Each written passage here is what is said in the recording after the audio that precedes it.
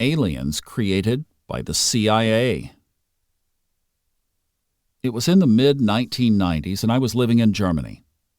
I was flipping through a magazine called Der Spiegel in a dentist's waiting room.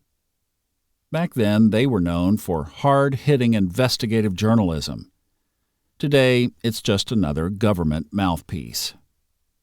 I read an article on UFOs, which was unusual, as they normally wouldn't write on what would have been seen as fringe back then. The article left me amazed. It said that many of the UFO books published in the 1950s were put out by thinly disguised front organizations of the CIA. It referenced documents that had been recently declassified. A dental assistant calling for my turn interrupted my train of thought. In the dentist's chair, my mind kept going back to the article. Afterwards, I returned to the waiting room, found it, tore it out, and took it home. The article did not explain why the CIA was publishing UFO books.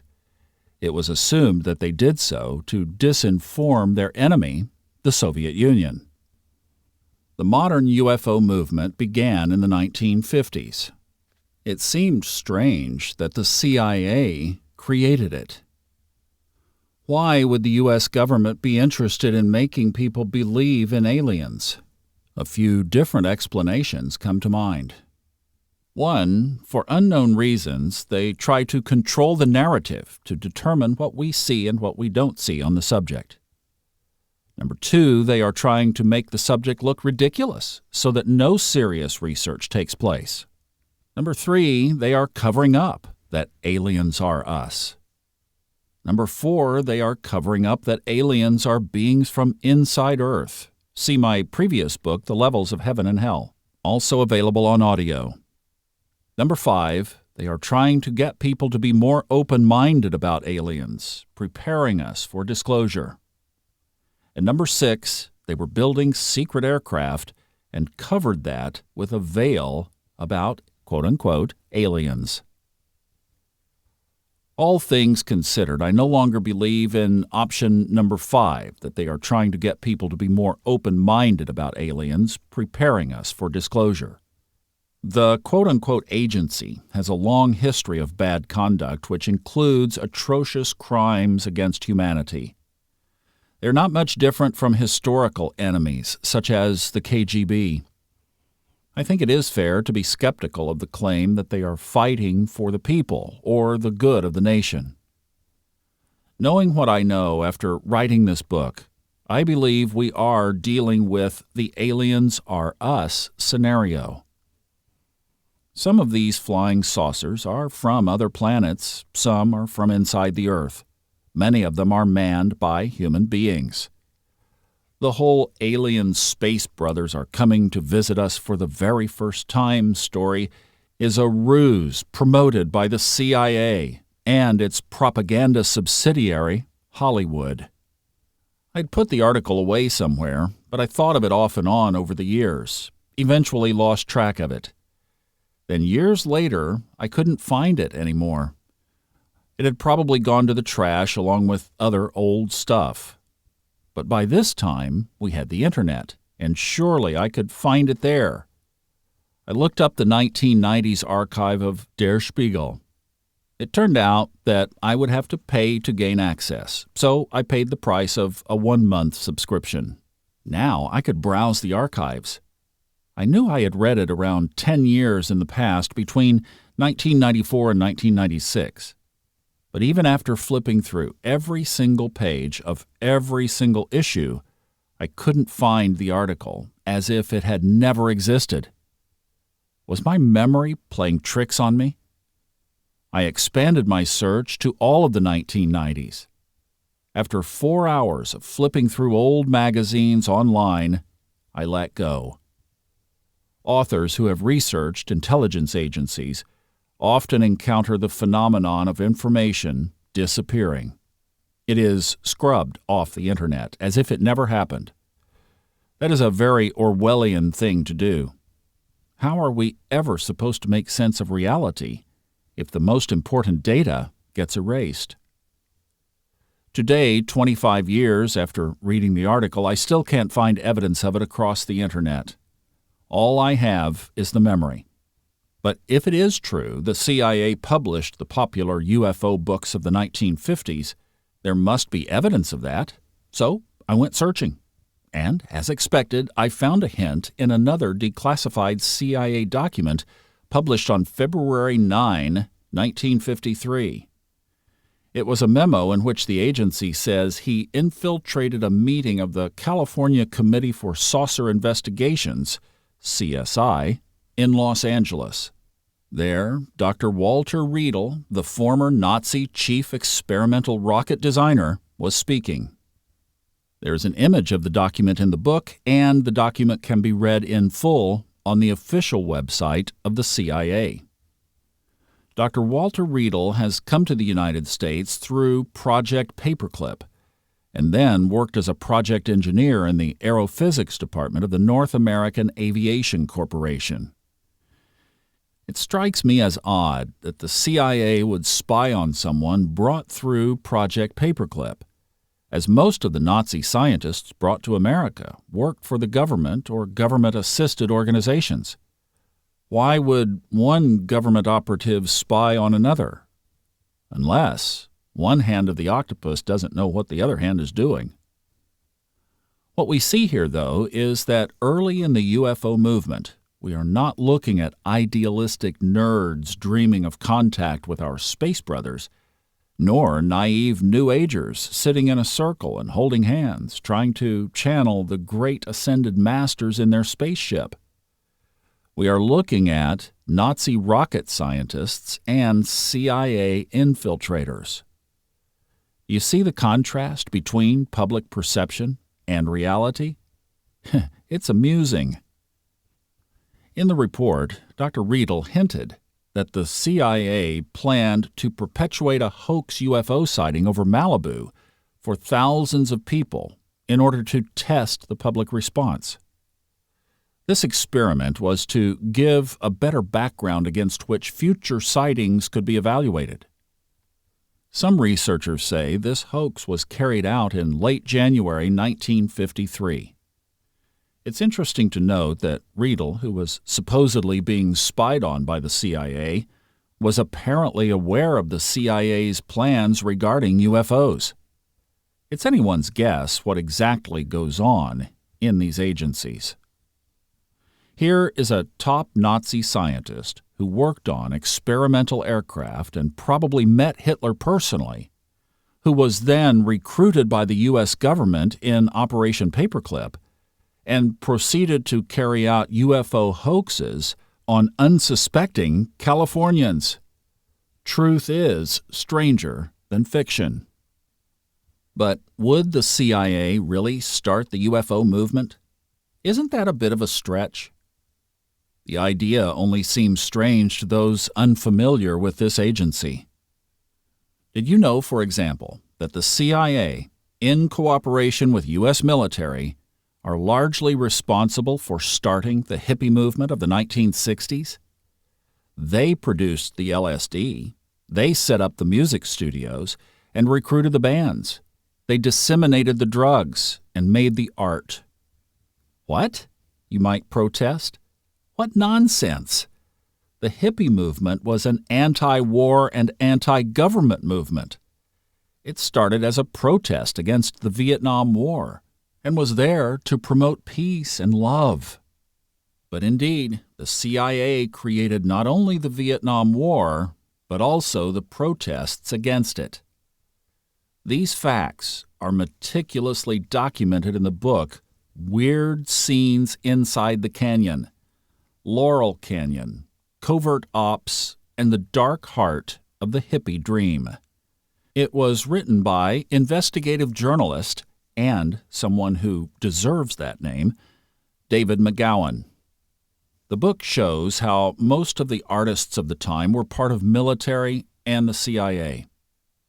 In their regular lives, they had nothing to do with peace and love. The agency is stranger than most people will ever know.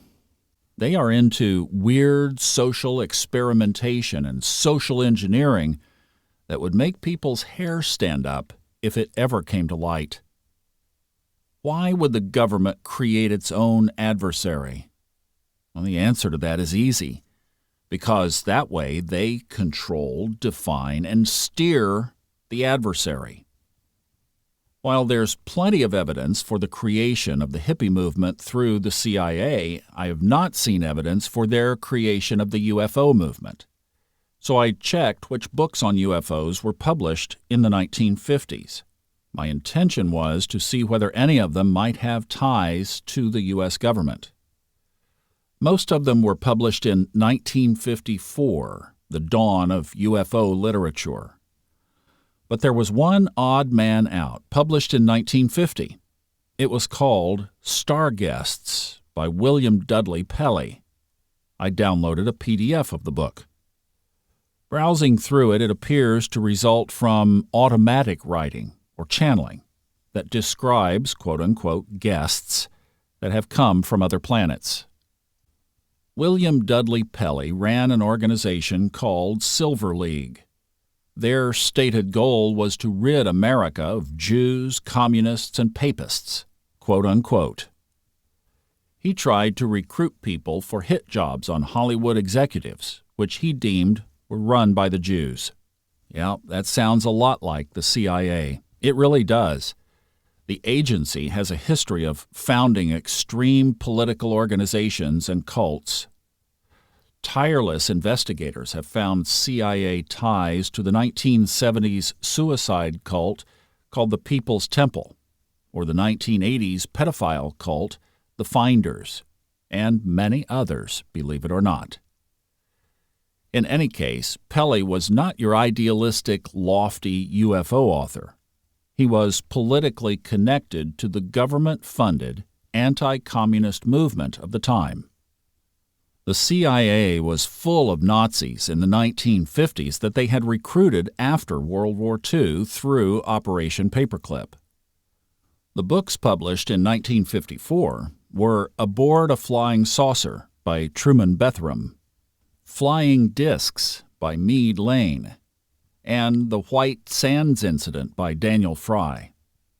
In 1953, George Adamski started the whole thing with the book Flying Saucers Have Landed. The story of Truman Bethram is not as straightforward as the starry-eyed would have it. Here is a quote from the online encyclopedia. Truman Bethram, August 21, 1898 through May 21, 1969, was one of the well-known 1950s UFO or alien contactees, or individuals who claimed to have spoken with people from other inhabited planets and entered or ridden in their spacecraft. Bethram was born in Gavilan, California, and in the early 1950s he worked as a truck driver and a mechanic on a desert road-building crew. He later became a self-proclaimed spiritual advisor. On September 25, 1953, in the Redondo Beach Daily Breeze, Bethram first published magazine and newspaper accounts of being contacted on 11 separate occasions by the humanoid crew of a landed spaceship in the desert, and repeatedly conversing with its beautiful and voluptuous female captain, Ora Raines. Saucer and crew, who spoke colloquial English, came from the unknown planet Clarion, allegedly on the other side of our sun, and thus cannot be seen from Earth. Bethram's 1954 book, Aboard a Flying Saucer, gave many more details of his suffering at the hands of skeptics and a great deal of information about Captain Raines, Clarion, and its people.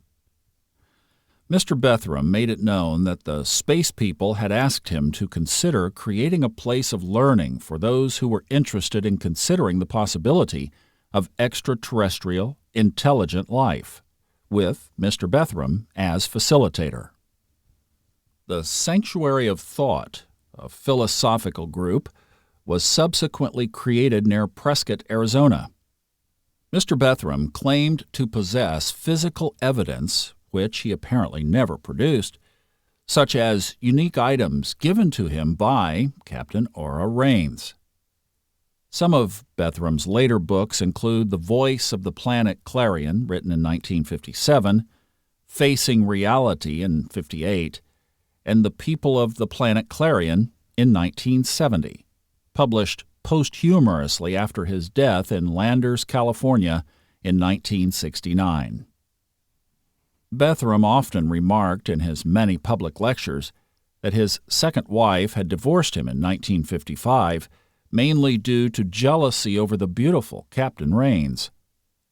In 1960, he remarried a third time, the wedding taking place at George Van Tassel's popular annual Giant Rock Spacecraft conventions.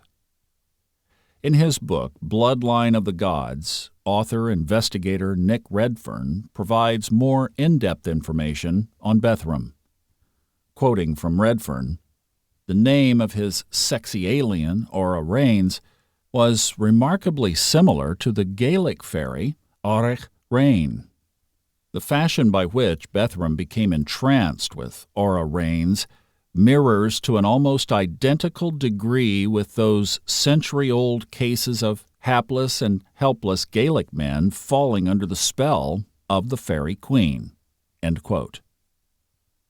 That's a good example of how paying attention to words pays off. I quoted this part because in my previous book, The Levels of Heaven and Hell, I build a case for flying saucers being piloted by beings from within Earth, to which I count fairies. Was Bethram having genuine encounters, but passing them off as space aliens? Or were the fairies posing as such? I don't know. The UFO contactee, George Van Tassel, is the author of the 1952 book, I Rode a Flying Saucer. Through the Freedom of Information Act, researchers discovered that Van Tassel had extensive links to the FBI. An FBI document of November 16, 1954, for example, references Van Tassel as having been, quote-unquote, acquainted with FBI Special Agent Walter Bott, who had then recently died, and that Van Tassel helped Bott on many cases at Lockheed. Van Tassel himself worked at Lockheed, which had numerous links to the government. Documents mention several cases in which Van Tassel helped thwart, quote-unquote, Soviet plans to learn secrets of U.S. defense. Van Tassel was a person who fought Soviet spies. Such people are called intelligence agents, are they not? While employed with Hughes Aircraft, Van Tassel acted as the assistant of billionaire Howard Hughes himself. It later became known that Hughes was a lifelong CIA operative. If Van Tassel was not a CIA operative himself, he was, at the very least, an assistant to a CIA operative and an FBI operative. So here we have the clearest evidence of CIA involvement with early UFO literature so far. The most famous of all contactees is the Polish-American George Adamski, who claimed to be in communication with blonde-haired Nordic aliens from the planet Venus. Photos of his flying saucers looked suspiciously like the ones the Nazis were experimenting with in World War II. Quoting now from researcher and author Nick Redfern again. Moving on to George Adamski, the researcher George Andrews wrote in his 1986 book, Extraterrestrials Among Us, people who traveled with Adamski noticed that he had been issued a special passport, such as is usually reserved for diplomats and high government officials. It is entirely possible that he may have been a CIA disinformation agent who successfully fulfilled the mission of making the subject of UFOs seem so absurd that no independent, in-depth investigation would be made by qualified academics. End of quote by George Andrews, but continuing Nick Redfern's quote. There is more to come. In 1954, a group of West Coast-based contactees including both Truman Bethram and George Hunt Williamson, gave a series of lectures at the Hotel Gibson in Cincinnati. As this was also the home city of the famed UFO researcher Leonard Stringfield, paths inevitably crossed. Hoping to get Stringfield to endorse their talks, Bethram, Williamson, and their flock called at his home and introduced themselves. Stringfield flatly refused to lend his support, although he did invite the group into his home. It was while in the company of the contactees that Stringfield had an intriguing experience, as he noted in his 1977 book, Citation Read, The UFO Siege. Quoting now from the book. After their departure, I began to wonder about their causes. At one point during the evening's many events, I chanced to overhear two members discussing the FBI. Pretending aloofness, I tried to overhear more. It seemed that one person was puzzling over the presence of an agent in the group. When I was caught standing too close, the FBI talk stopped. Whether I had reason to be suspicious, it was not difficult for me to believe that some of the contactees behind all this costly showmanship were official plants. End of quote from Book and Redfield. Perhaps it is no coincidence that Adamski got buried in Arlington, which is a city run by the U.S. Armed Forces. Then there is Howard Menger, who in the late 1950s published the book From Outer Space to You. Menger is said to have told researcher and author John Keel that the Pentagon asked him to write the book in order to test the public's reaction to extraterrestrial contact. Those are the earliest contactees, but later, quote-unquote, famous ufologists also had government ties. In fact, it was so hard to find any independent UFO author. Having only spent an hour browsing old UFO authors, I'm surprised their government ties are this easy to piece together. One of the most well-known ufologists was Stanton Friedman. He was a nuclear physicist who worked for General Electric, Aerojet General Nucleonics, General Motors, Westinghouse, TRW Systems, and McDonnell Douglas, where he worked on advanced classified programs on nuclear aircraft, fission and fusion rockets, and compact nuclear power plants for space applications. He also consulted for the radon detection industry. He was affiliated with the American Nuclear Society, the American Physical Society, the American Institute of Aeronautics and Astronautics, and AFTRA. Every single institution just named has extensive U.S. government and CIA links. Even though most ufologists have an impressive list of credentials, the media portrays them as uneducated airheads. Why?